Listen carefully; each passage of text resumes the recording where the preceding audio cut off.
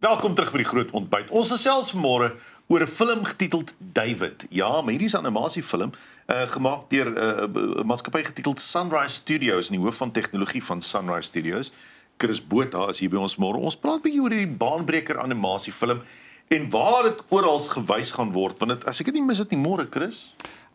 Ja, so dit kom in 44 lande uit. 44 lande? Ja, so die eerste plek waar dit uitkom is in Portugal op die 17de op Woensdag. Dan sit in Australië en Nieu-Seeland op Donderdag en dan Suid-Afrika en Noord-Amerika op Vrydag. Wow, dit is 'n internasionale film. Besef bietjie Sunrise Studios is 'n internasionale maatskappy. So dit is 'n Suid-Afrikaanse maatskappy, maar ons het oor 400 mense op hierdie projek gehad oor die span van die projek. So op een punt was ons 260 mense in 27 lande en ek dink daar was 32 lande in totaal wat mense op gewerk het. So ja, dis Suid-Afrikaans maar regtig internasionale span wat op hierdie fliek gewerk het. Wow. Hoe lank is jy nou al betrokke by Sunrise Studios? Ek kom op 7 jaar by Sunrise. So die maatskappy bestaan al vir so 28 jaar, 29 jaar iets soos dit. Maar ek was al daar vir 7 jaar. So ons het al in daai tyd 3 films gedoen. Die eerste film was aan Netflix verkoop en ek dink 2 series aan animation. Is hierdie die grootste projek waarin jy gewerk het al? By ver en weg. So dis die grootste film wat uit Suid-Afrika uitkom ooit. Dis die grootste crowdfunded film wat nog ooit gedoen was Crowdfunded? Ja. So die animasie vat baie lank en is baie duur. So baie van die geld was privaat investment, maar ons het oor 15,000 crowdfunders wat in Amerika is wat dit gecrowdfund het. Jy sê animasie vat baie lank. Vir mense soos ek wat nie noodwendig weet hoe lank dit vat nie, hoe lank vat dit om so 'n film te maak? So hierdie storie is al in die werke vir oor 30 jaar. So ons eienaar Phil Cunningham het met die idee opgekom 30 jaar gelede. Sure, okay. Hy was op 'n kanoe op die Zambezi terwyl hy psalms gelees het. En toe kom hy op met die idee, hy was nie in die film spasie nie. Toe begin hy 'n filmmaatskappy vir die doelwit van hierdie fliek maak. Ons het al 'n klomp ander shows gekry en daar was meer net stokwerkies om op te bou voordat hulle die fliek doen. Maar die eerste script was in 2014 gedoen. Ons het begin om kuns te doen en al daai goeters officially in 2019. En toe was daar al oor 200 mense van 2022-2023 op die film. Genade, dit is 'n enorme proses. Maar nou, as mens so lank werk aan 'n film, dan moet daar kontinuïteit wees. Mense kom en gaan soveel jare in 'n maatskappy. Al is dit nou 'n vervaardigingsmaatskappy wat veral eintlik maar ontwerpers nie waar nie. Ontwerp spasie, en die animasie spasie in die wêreld is so fluid, soos hulle sê, daar's soveel mense wat kom en gaan. So jy het 'n definitiewe visie nodig, jy het 'n definitiewe styl nodig in animasie. Wie het besluit op daai animasiestyl? Hoekom met daai styl en hoe dra mense dit deur? Ja, so dit kom baie van die direkteurs af. So Phil was sy storie, maar ons direkteur Brent Dawes werk al met Phil van die begin af. En Linton Lewengoed is ons set designer. So hy het al die navorsing gedoen. Hulle was Israel toe 'n hele paar keer, hulle was in al die plekke waar David was.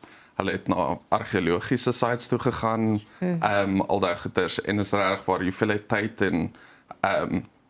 tyd en moeite wat hulle spandeer om presies te sê hoe hulle wil hê goeters moet doen. Mense verstaan nie vir iemand soos David, daai karakter alleen was vir omtrent 'n jaar, 18 maande oor en oor geteken om presies die visie wat die direkteurs wil hê op papier te kry. Groot name ook betrokke by die film. Phil Wickham het ook baie van die musiek gedoen. Hy's ook een van die stemme van dit. Ek's baie opgewonde daaroor. So ek het so 'n bietjie van die musiek gehoor voordat ek actually besef het hy's een van die karakters. Lauren Daigle's betrokke. Om so iets te koördineer, waar jy sê, verstaan nie net die akteurs wat 'n sekere plek sit nie, maar jy praat van mense van reg oor die wêreld wat saamwerk. Hoe moeilik is dit om dit te koördineer? Dis die rede hoekom ons so 24, 25 produksiemense het. So producers is die lifeblood van enige film.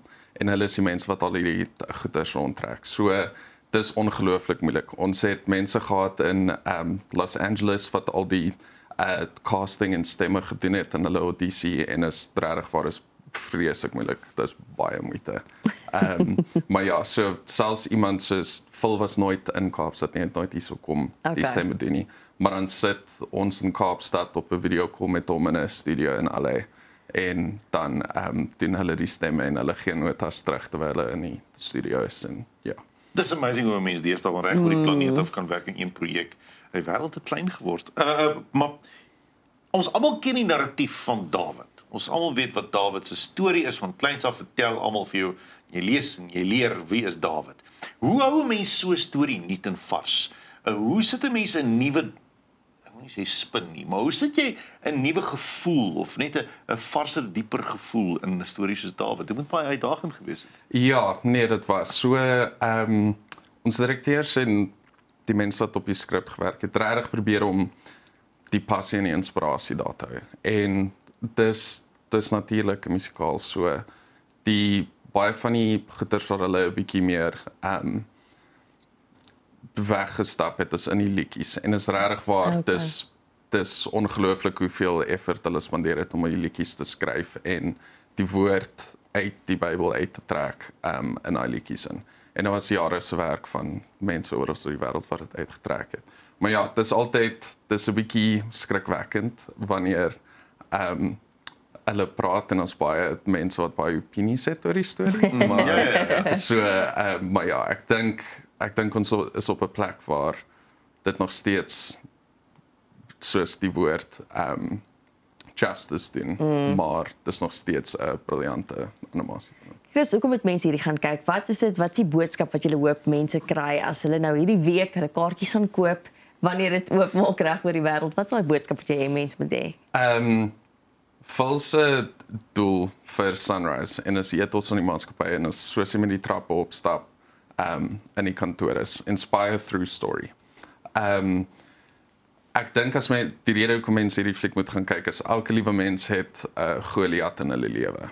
En Phil se doel was om vir mense inspirasie te gee om hulle eie Goliat te gaan kanker. En dis wat dit is. Dis beautiful. Mooi. Die underdog. Ja. Die persoon wat jy dink dit nie kan doen nie. Jy kan 'n Goliat vat as jy wil. Presies. Baie dankie vir jou tyd en moeite. Chris, is baie lekker. Jy sê 19 Desember in Fliekteaters. Ja, landwyd in Sto-Kinekor en in die metro.